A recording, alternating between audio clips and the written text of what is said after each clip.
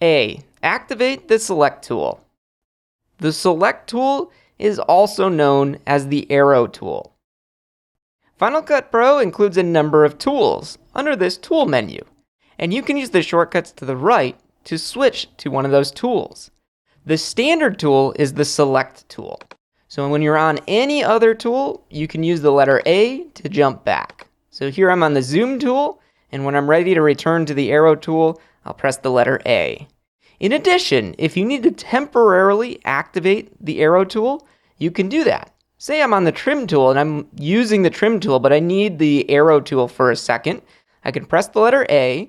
I'm now active on the Arrow tool, and then when I let go of the letter A, it returns to the previous tool, in this case, the Trim tool.